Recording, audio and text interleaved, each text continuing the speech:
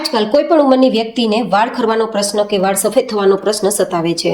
તો આજ ડિમ્પલ્સ ડિસીઝમાં આમળાનું તેલ તો તૈયાર થશે, પણ તે તેલમાં 2 સિક્રેટ સામગ્રીઓનો ઉપયોગ કરીશું, જેથી માત્ર 2 થી 3 દિવસમાં તમારા ખરતા વાળ બંધ થઈ જશે. અને જો નાની ઉંમરમાં તમારા વાળ સફેદ થવા લાગ્યા છે તો ધીમે ધીમે તે કાળા થવા લાગશે. વાળ કાળા થશે, લાંબા થશે, ભરાવદાર થશે અને ચમકદાર થશે. બસ થોડું તેલ બનાવતી વખતે ધ્યાન રાખવાનું છે અને 2 સિક્રેટ સામગ્રીનો ઉપયોગ કરવાનો છે.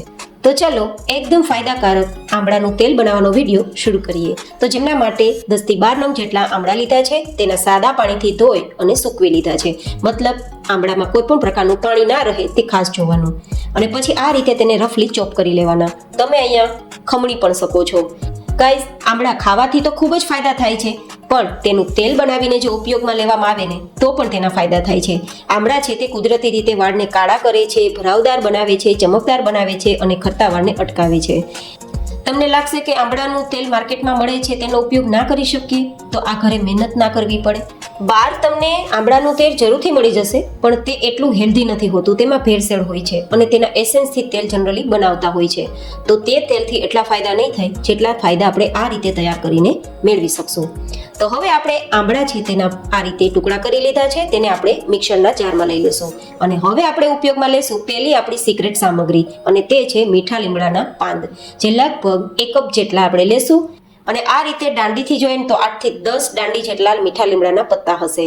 ગાઈસ, આપણે જે મીઠા લીમડાના પાંદ લીધા છે ને તે ખૂબ જ આપણા વાળને હેલ્ધી બનાવશે, સ્મૂધ એન્ડ શાઇન રાખશે અને વાળને તૂટતા અટકાવશે, વાળને ખરતા બંધ કરશે.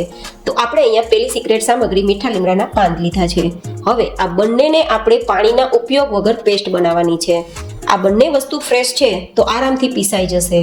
તો આ પેસ્ટને હવે આપણે એક અલગ વાસણમાં લઈ લેશું અને પછી તેમાં આપણે લગભગ 300 ml જેટલું નારિયેળનું તેલ ઉમેરીશું. અહીંયા તમે કોઈ પણ કંપનીનું નારિયેળનું તેલ લઈ શકો છો.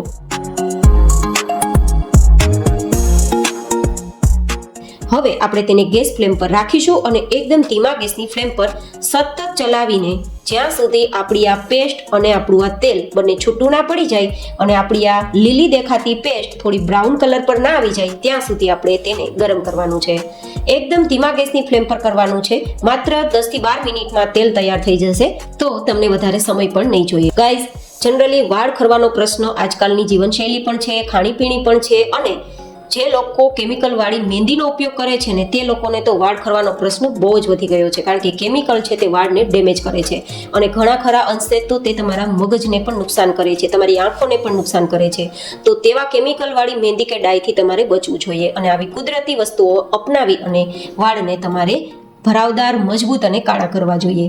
તો હવે જેમ જેમ આ ગરમ થશે તેમ તેનો કલર પણ બદલતો જશે અને તેનું ટેક્સચર પણ અલગ આવતું જશે. તો હવે તમે જોઈ શકો છો થોડી જ વારમાં આપણું તેલનો કલર લીલો આવવા લાગ્યો છે અને જે પેસ્ટ છે તે તેલથી છૂટી પડવા લાગી છે. તેમ છતાં હું તમને ટેક્સચર હજુ બતાવી દઈશ કે ક્યાં સુધી તેને ગરમ કરવાનું. મિનિટોનું કામ છે અને તમને એટલા બધા હેલ્ધી વાળ આપશે કે કદાચ ક્યારેય તમારે પાર્લરમાં સ્મૂથનિંગ કરાવવા માટે કે સ્પા કરાવવા માટે નહીં જવું પડે. કુદરતી રીતે અને એકદમ ઓછી સામગ્રીઓના ઉપયોગથી સસ્તા ભાવે ઘરે આ તેલ તૈયાર કરી તમારા વાળને તમે ખૂબ જ સુંદર બનાવી શકો છો.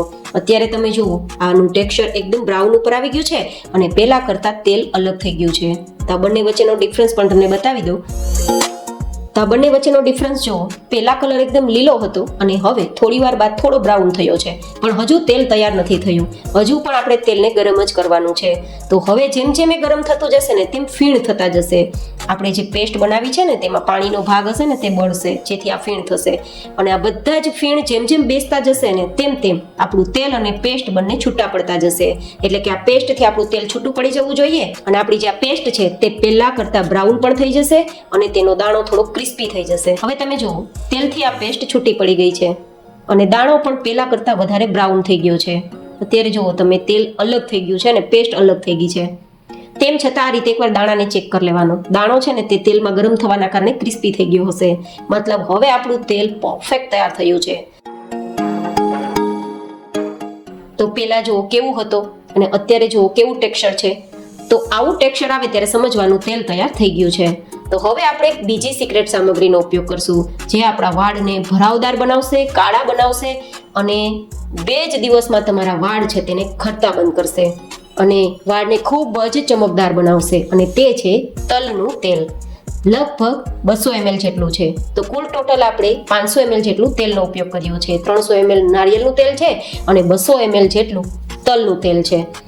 હવે આપણે વધારે ઉકાળવાનું નથી. માત્ર 1 મિનિટમાં આપણું તલનું તેલ છે તે આંબળાના તેલ સાથે મિક્સ થઈ જશે, અને જો તલના તેલમાં કોઈ પણ પ્રકારની ઇમ્પ્યોરિટી હશે તો એ દૂર થઈ જશે અને એકદમ તેલ આપણું હેલ્ધી થઈ જશે. તલના તેલના ફાયદા મારે તમને કહેવાની જરૂર નથી. તલનું તેલ ખાવામાં પણ હેલ્ધી છે અને વાળમાં લગાવવામાં પણ હેલ્ધી છે. તો આ રીતે બંને તેલ મિક્સ કરશું. તલનું તેલ ઉમેરવાથી 2 ફાયદા થશે. વાળ તો ભરાવદાર અને ચમકદાર બનાવશે જ, પણ આપણું નારિયેળનું તેલ શિયાળાના કારણે જનરલી જામી જતું હોય ને, તો તલનું તેલ મિક્સ થશે તો નારિયેળનું તેલ પણ જામશે નહીં, આ જ ટેક્સચરમાં રહેશે, જેથી તમારે વારંવાર ગરમ પણ નહીં કરવું પડે.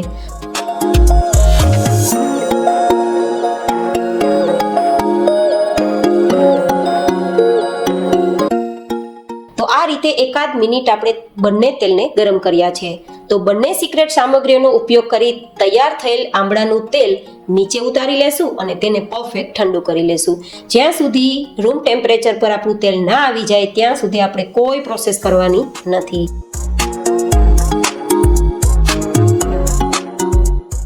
હવે આપણું તેલ ઠંડુ થઈ ગયું છે. હાથથી ટચ કરીએ તો બિલકુલ ગરમ નથી લાગતું, અને આપણી પેસ્ટ તળિયે બેસી ગઈ છે. જો, અને તેલ ઉપર આવી ગયું છે, મતલબ તેલ અને પેસ્ટ છૂટું થઈ ગયું છે. તો આ તેલ પરફેક્ટ બન્યું છે તેમ સમજવાનું. આટલું પરફેક્ટ તેલ બન્યું હશે તો જ લાંબા સમય સુધી તમારું તેલ સારું રહેશે, નહીં તો થોડા જ દિવસમાં તેલ ખરાબ થઈ જશે. મેં તમને આજે બધી પ્રોસેસ એટલા જ માટે બતાવી છે કે તમારું તેલ પરફેક્ટ બને, ખરાબ પણ ના થાય અને તેના ફાયદા તમે બરાબર મેળવી શકો. હવે આપણે એક વાસણ ઉપર ગરણો રાખીશું, તેના ઉપર કોટનનું કપડું, જેનાથી આપણે તેલ ગાળી શકીએ અને પેસ્ટ અને તેલને અલગ કરી શકીએ. તો આ બધું જ તેમાં ઉમેરી દેશું અને પછી બધા જ આ કપડાના કોર્નરને ભેગા કરી અને એક પોટલી જેવું તૈયાર કરીશું.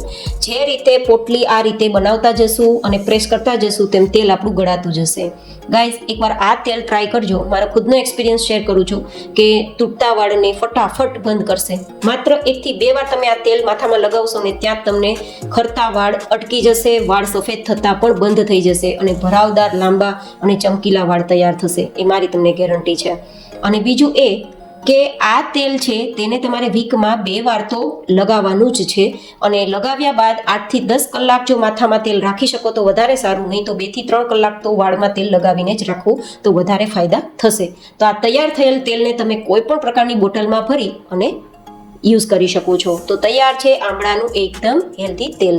હવે જે આ પેસ્ટ વધી છે ને તે પેસ્ટને પણ ફેંકવાની જરૂર નથી. આ પેસ્ટને તમે વાળમાં લગાવી શકો છો, એક ક્રીમ તરીકે, સ્પા તરીકે, અને 2 કલાક માટે રાખી શકો છો. અને 2 કલાક પછી તમે વાળને કોઈ પણ તમે જે શેમ્પુ યુઝ કરતા હોય તેનાથી વાળને ધોઈ લેવાના. તમારા વાળ એટલા બધા સ્મૂથ એન્ડ સિલ્કી અને ચમકદાર થઈ જશે કે વાત ના પૂછો. એકવાર જરૂરથી ટ્રાય કરજો આ. ફરી મળીશું એક નવી જ એન્ડ હેલ્ધી રેસીપી સાથે. ત્યાં સુધી stay healthy and stay happy.